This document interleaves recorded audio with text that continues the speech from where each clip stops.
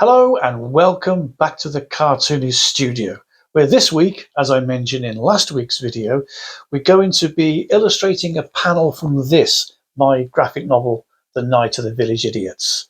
It's set in a fictitious village called Sleepy Hamlet, and I'll be talking more about it a little bit later in the video. The whole idea of the video is I'm going to revisit one of the panels, and I'm going to talk about the thought process behind it, how I created it, the characters I chose, and how that panel sits within the page and the pages around it and the overall story.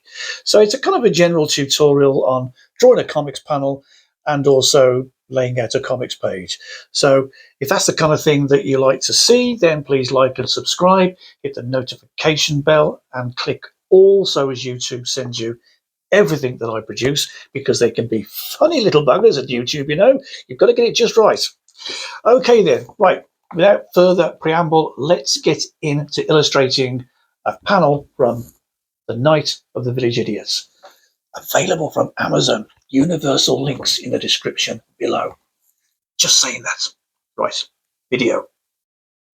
Hello, welcome back, and I hope you had a lovely week.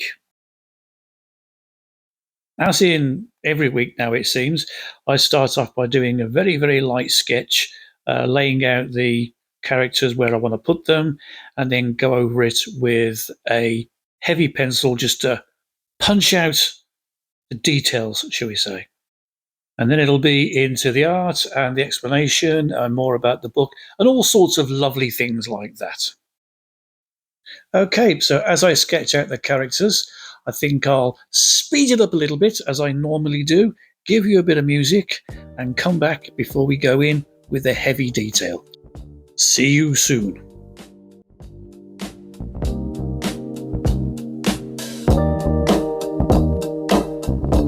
Actually, it makes far more sense for me to talk to you about the book whilst this is going on, and spend more time talking about the actual art and the creation and all the other things I'm going to talk about whilst it's actually being done.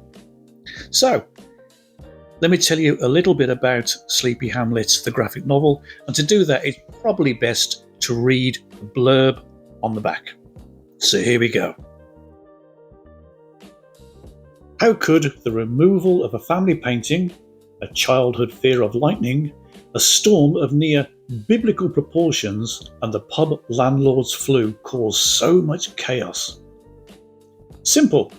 Add a dotty half-wit lord of the manor, trap him indoors with his short-fused and volcanic wife, ignite the head cook's flatulent backside with a lightning bolt, place a moderately unhinged Bavarian in charge of the village pub for the evening, allowing her to sell her own brain-melting brew to a largely unprepared pub full of eccentric nutjobs, get those same residents to challenge her to an ill-fated drinking competition, and round the evening off with the mass hypnotism of the entire pub.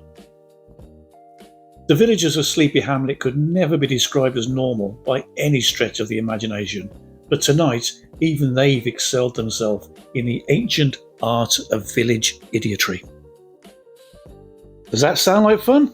I certainly had a lot of fun doing it. I mean, originally I actually wrote it as a novel, and it is available as a novel. But I think just a little bit before lockdown, I decided to produce it as a graphic novel.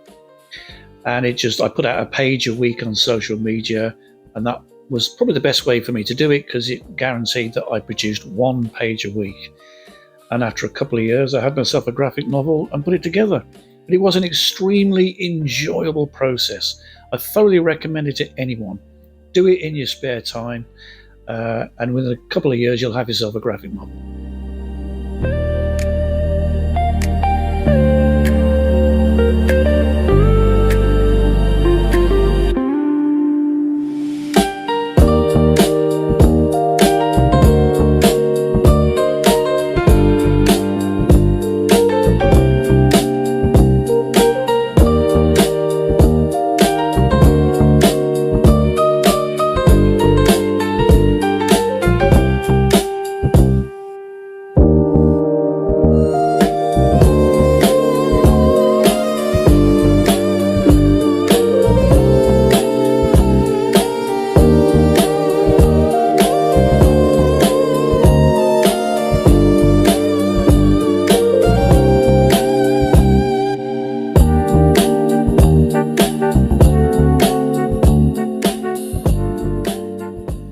Right, so that's the rough layout of the first panel. So I guess I should show you what the whole page looks like that this panel came from. So that there is the finished page of artwork, and this here is the panel that we're going to be recreating. I'll be keeping that little panel up in the corner somewhere as best I possibly can, so you can cross-reference as the video goes along. Right, on with the tutorial and a little bit more about the book. Okay, well, seeing as I've already given you the general overall look at the book, as with the blurb, what I now need to talk about is what's actually happening in this scene, what part of the story we're at. Like with most books or graphic novels, there's a main plot and then there are subplots. And this is one of the obscure little subplots within the book. And it plays right to country people, probably around the world, although this is set very much in England in the 1950s. It's country people around the world, I find. They're a different breed and a different race. So what has happened is during the ill-fated drinking competition with the mildly unhinged Bavarian, she being Mrs. Heppelheimer, and she's an octogenarian who basically rules the village with meaty fists and a rod of iron. She terrifies everyone, and she likes it that way. But she has taken over the pub because Tom, the pub landlord, has got the flu and has gone back to bed. He's been forced back to bed. She is now behind the bar, which is something she's always wanted to do, and they've run out of beer. So she says, "Don't worry, I've got my own brew at home." And she goes and gets these barrels of this stuff called By Thor and By Odin. Incredibly powerful drink. But while she's away, the slightly tiddly inebriates of Sleepy Hamlet decide that they're going to have a drinking competition with her. And that goes horribly, horribly wrong. And the people who are sitting down here now are the first wave, the ones who have been defeated, shall we say, and have had to go and sit down. And one of them was looking at his glass of beer, and he convinced that he saw something move within the glass. Eventually, other ones came over, as in the other three members of the picture, and they said, "What's going on?" He told them about something moved in the glass. They watched it. They're also inebriated, and they think they saw something move because someone saw something. Psychologically, they all did. Now they're sitting around discussing what it is they saw, and they're now convinced that the glass of beer is possessed by a spirit. The question is, what spirit? And that is what has led up to this panel. I mean, obviously there's a lot more to the story than just that, and to best enjoy it, I suppose you're going to have to go out and purchase a copy, which is one good way of supporting me and this channel, and it enables me to continue to produce the videos that I produce. So if you do decide to do that, thank you very, very much. Okay, right, back to the panel. Now, the conversation in every comic, obviously Western comics I'm talking about now, should always be from left to right. Now, I could just have the characters sitting there, as they pretty much are, doing not a great deal, but I can't just do that and have them doing absolutely nothing. I have to have some form of interest. So I had if you were to draw a line over the characters, they would go up, and down again. So it's like a waving movement of characters, and the word balloons followed that wave as they went along. They went along, down, up, and around. It flows you through the panel a little bit more easily, shall we say, a bit more interestingly, shall we say. And on that point of making things a bit more interesting, if we look at the character that I'm drawing now, if you look at his eyes, they're two different sizes. Now, that's not because I've sort of just got messed up with the sort of sizes and everything else like that. It's because he's looking down at the glass. Obviously, he knows by this point that something's in there and the glass is probably possessed. And it's an expression. It's one of surprise, shock. And you can do it with eyes wide open, or you can do it this way with just the one eye larger than the other. It gives you exactly the same expression, just a little bit different, and it moves away from the norm, shall we say. You've got another way of using that expression. Facial expressions are a hugely important thing in cartoons, and I'm thinking of doing a video about that, a tutorial about facial expressions. So if that's the kind of thing you'd like to see, then let me know in the description below, in the comments below, sorry. And the final thing about this panel that's very important, and I'll zoom out so as we can see a lot better now, is that the top half of the panel is slightly empty. There's going to be some paintings up there, and we'll get back to the scenery a little bit later. There's some paintings up there, but that area is largely called dead space. Now it's called that because that's where the balloons go, or the dialogue boxes. You need to leave space for that. In this particular case, it's above them. Sometimes it could be to the side. Sometimes it's below. And in this particular panel, there is one balloon which is down below. So you'll notice that the distance between the middle character, the one I'm drawing now, and the one on the extreme right, that is back to us, there is a little gap area there where he can put his word balloon. So dead space, very important in the panel. If you're writing it and drawing it, you tend to know what it is that you're going to write anyway, so you can do it as you go along. But if you've got a script writer coming in and they're saying, and they're giving you, if it's a good script writer, they won't tell you exactly what's needed in the panel. They'll give you a rough idea. They'll say a bunch of guys sitting around talking, looking at a beer glass. And if you've read the rest of the script, then you can sort of flow it through yourself.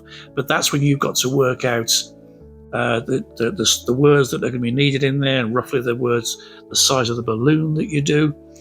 And yeah, so very important, leave yourself dead space for either balloons or dialogue boxes, depending on what that particular panel requires.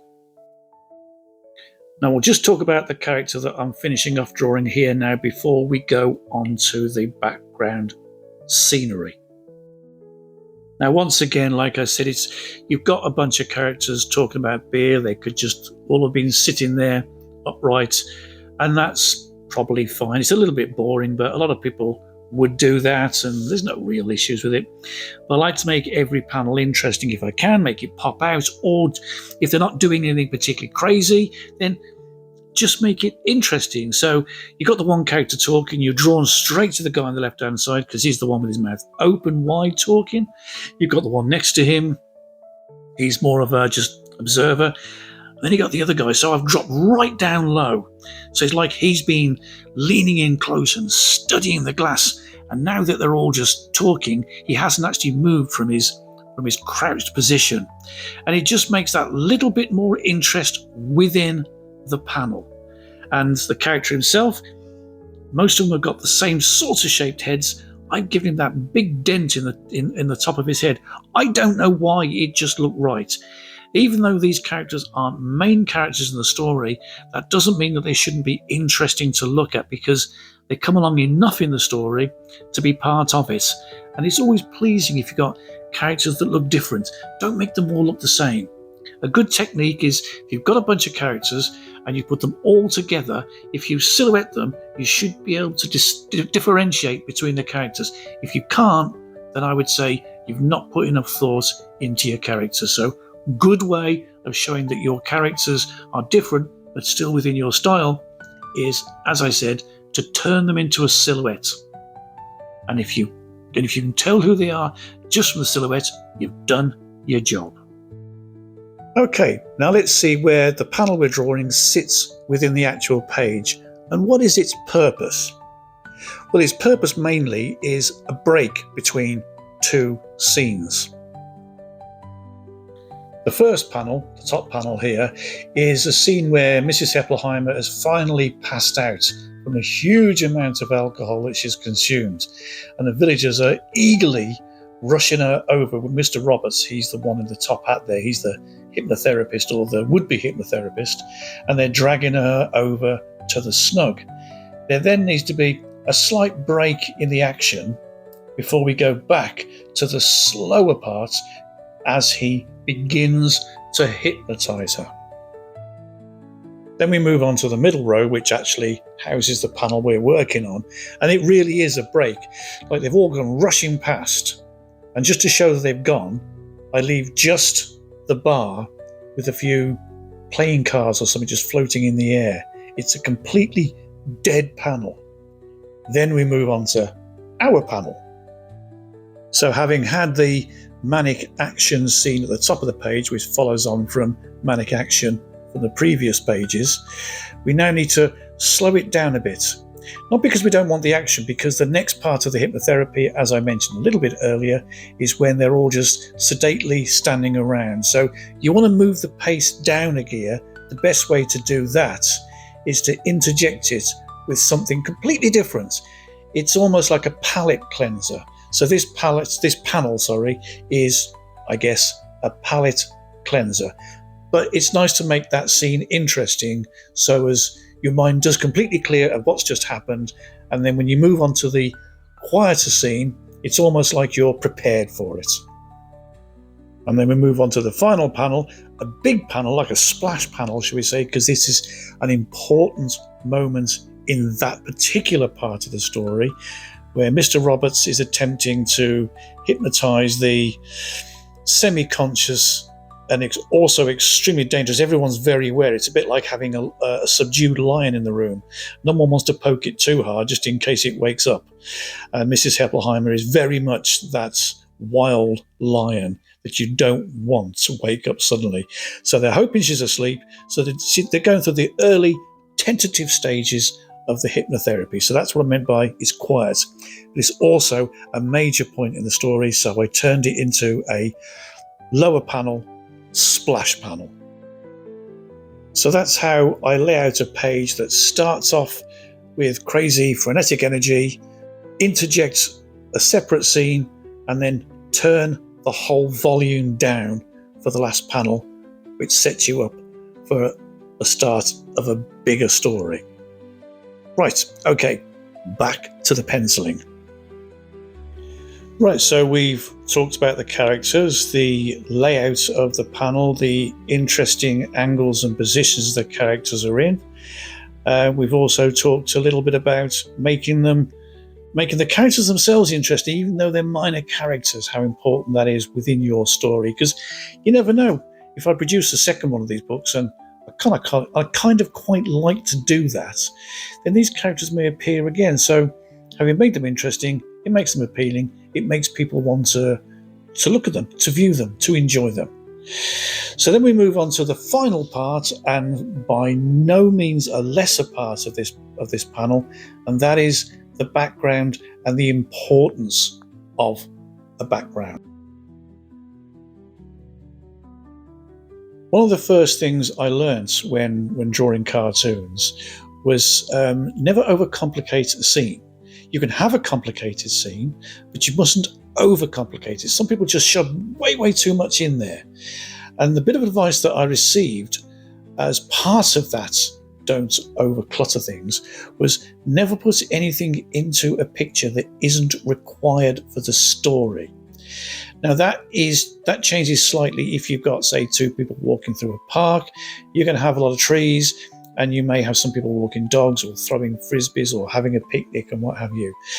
They may not be integral to the story, but it's integral to the scene. Having someone having a picnic on the grass makes you automatically think it's in a park. So you don't need a big sign saying, "We're in the park." Just by having things around, it can say it. So the background can be very influential to the actual story itself. But it's also very important that in some scenes you don't have an awful lot going on. So the scenery is very minimal, as in the case of this panel. Like I said, it's a palette cleanser panel. So we don't want too much going on because we've already slowed the action down. We've slowed the reading down. We've slowed the reader down. So we don't want to overcomplicate it with loads of stuff going on in the background. So I'm just literally setting the scene here. They're sitting behind a table. They've got the bench that they're sitting on behind them. And behind that are just a few pictures to show that it's the wall, that there is actually something behind them rather than just an empty space. So those pictures lead the mind or the reader's eye to think pictures, that must be a wall. It's not something you consciously do, it's something you subconsciously do. So this particular scene is very, very light on detail. Also, as I've said, it's dead space. So the balloons are going to go up there. But when you look at the finished panel, you can still see the pictures behind the balloons. So it kind of like makes it a pleasing scene. It breaks up the whole picture, but it doesn't dominate it. So background scenery, it's almost like the best supporting actor in any movie. Get it right, it works perfectly. Get it wrong, it's a mess and it ruins what you're trying to say.